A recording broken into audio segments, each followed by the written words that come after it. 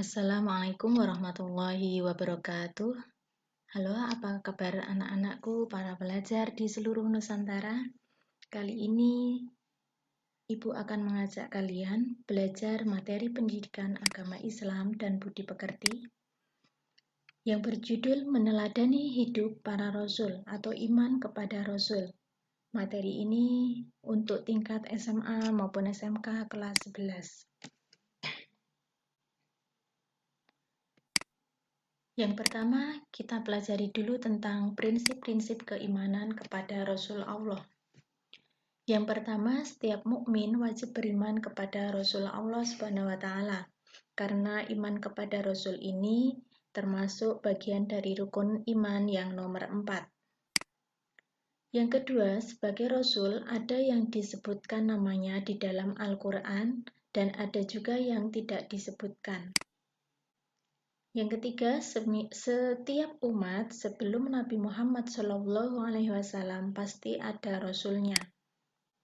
Yang keempat, semua Nabi dan Rasul adalah pria.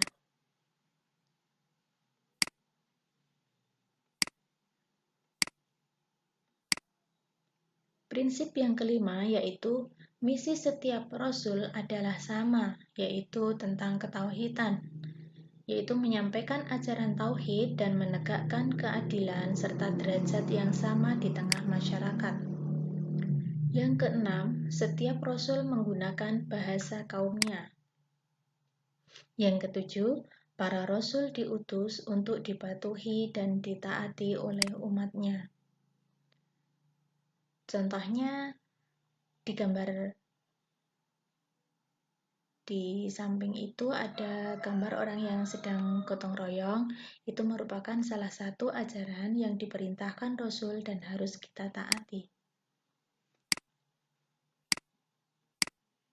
Prinsip yang kedelapan yaitu beberapa sifat yang harus dimiliki oleh setiap Rasul adalah sebagai berikut.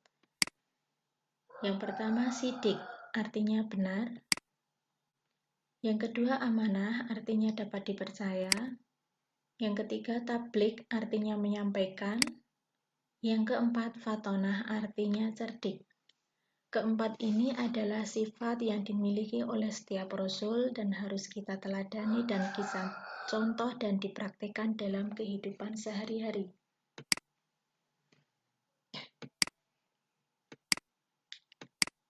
Bagaimana cara atau sikap mengimani para Rasul? Yang pertama, hadirnya para Rasul sebagai utusan Allah SWT untuk memberi contoh tentang cara dan bagaimana hidup itu harus dijalani. Para Rasul dan Nabi sangat banyak jumlahnya. Ada yang menyatakan jumlahnya sebanyak 240, 360, dan ada pula yang mengatakan 313. Adapun menurut hadis dijelaskan bahwa jumlah Nabi ada 124.000 dan sebagian dari mereka menjadi Rasul. Namun di dalam Al-Quran yang harus kita ketahui dan kita imani yaitu ada 25 Rasul yang harus kita ketahui. Umumnya, seluruh Nabi dan Rasul diutus oleh Allah SWT kepada suatu kaum, kelompok, atau negeri tertentu.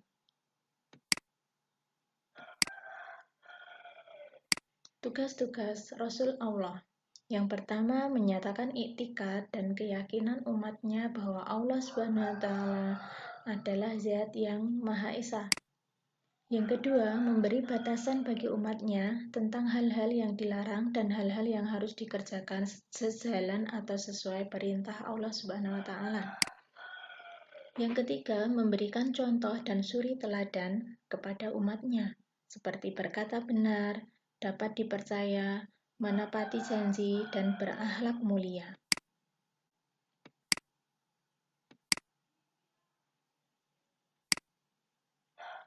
Tugas Rasul yang keempat yaitu menjelaskan kepada umatnya apa saja yang dapat membawa keridhaan Allah SWT dan apa saja yang dapat membawa kemurkaannya.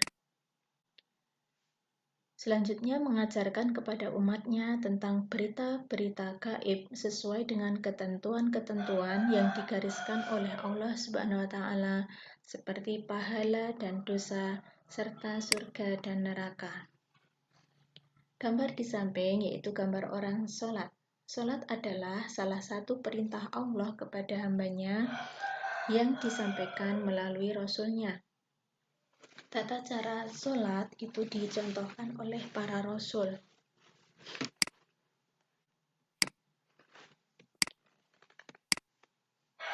Rasul sebagai utusan Allah ini dituangkan dalam surat Al-Fatir ayat 42 yang bunyinya sebagai berikut. Bismillahirrahmanirrahim. Inna arsalnaka bilhaqqi basyiran wa nadhira wa in min ummatin illa khala fiha nadhir. Yang artinya, sungguh kami mengutus engkau dengan membawa kebenaran sebagai pembawa berita gembira dan sebagai pemberi peringatan. Dan tidak ada satupun umat melainkan di sana telah datang seorang pemberi peringatan.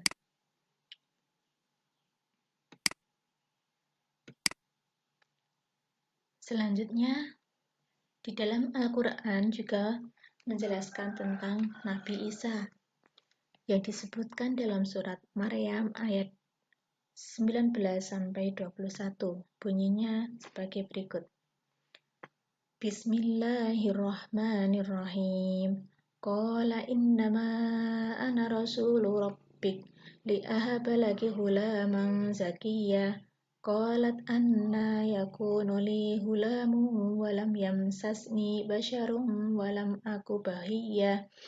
Qala kadzalik qala rabbuki huwa alayya hayyin walinaj'alahu ayatan linnasi wa rahmatan minna wa kana amran maqdiya.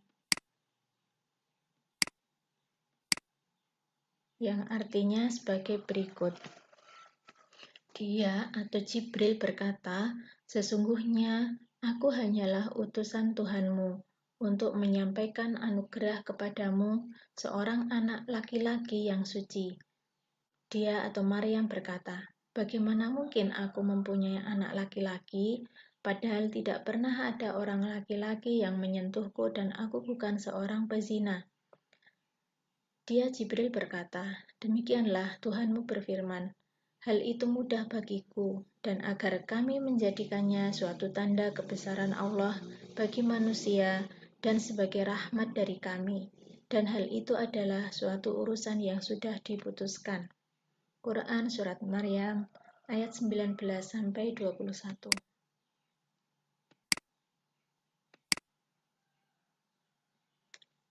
Dalil tentang Nabi Muhammad sebagai Rasul terakhir. Bismillahirrahmanirrahim. Maka Muhammadun aba ahadim mir rijalikum walakin rasulallahi wa khataman nabiyyin wa kana Allahu bikulli syai'in alima. Yang artinya, Muhammad itu bukanlah bapak dari seseorang di antara kamu, tetapi dia adalah utusan Allah dan penutup para nabi, dan Allah Maha mengetahui segala sesuatu. Quran Surat Al-Ahzab ayat 40.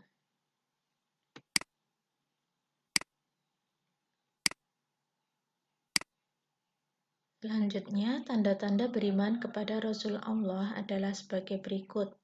Yang pertama, mengimani bahwa risalah Rasul benar-benar dari Allah Subhanahu wa taala. Barang siapa yang mengingkari risalah mereka walaupun hanya seorang saja, maka ia akan mendapat azab Allah. Hal ini disebutkan dalam Quran Surat Asy-Syu'ara ayat 105-122. Yang kedua, mengimani Rasul yang dikenal maupun yang tidak dikenal namanya. Dituangkan dalam Al-Quran, Quran Surat Al-Mu'min ayat 78. Yang ketiga, membenarkan berita-berita para Rasul yang bersumber dari wahyu Allah Subhanahu wa taala. Hal ini tertuang dalam surat Al-Kahfi ayat 110. Yang keempat, mengamalkan syariat Rasul yang diutus Allah Subhanahu wa taala. Quran surat An-Nisa ayat 64. Selanjutnya, contoh perilaku beriman kepada Rasul Allah. Yang pertama, perilaku orang yang beriman pada Rasul Allah yaitu menjadikan Rasul sebagai uswah atau teladan. Yang kedua, meneladani perilaku Rasul dalam kehidupan sehari-hari. Yang ketiga, mengaplikasikan sifat-sifat Rasul dalam segala sendi kehidupan. Yang keempat, selalu berjalan lurus seperti yang dilakukan para Rasul sehingga tercapai kesuksesan di dunia dan di akhirat. Yang kelima, selalu tabah dalam menghadapi berbagai cobaan seperti tabahnya para Rasul.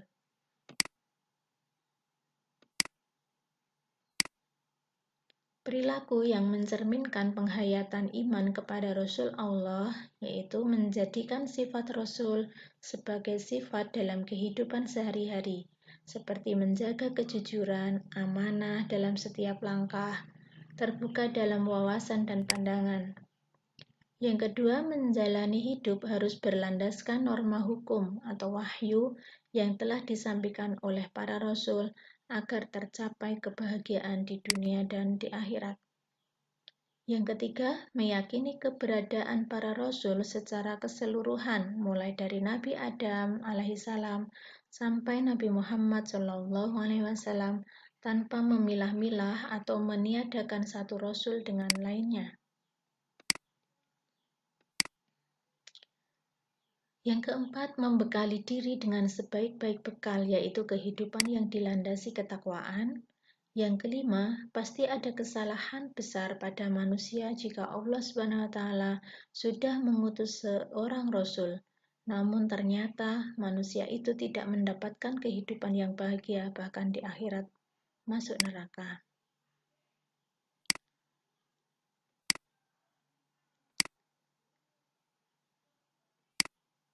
Ikhtisar, Rasul adalah manusia yang diutus oleh Allah SWT untuk menerima wahyu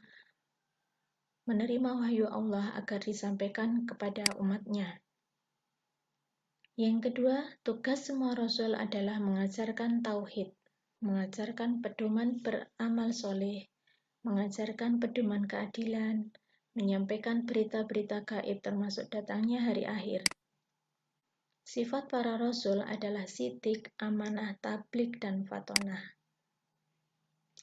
Para Rasul diutus hanya untuk umatnya, kecuali Rasulullah Muhammad SAW yang diutus untuk seluruh umat manusia dan sebagai Rasul terakhir.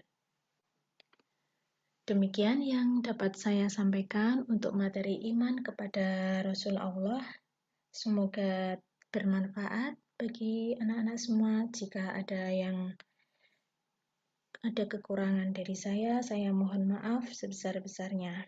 Kita akhiri dengan lafal alhamdulillahirabbil alamin. Wassalamualaikum warahmatullahi wabarakatuh.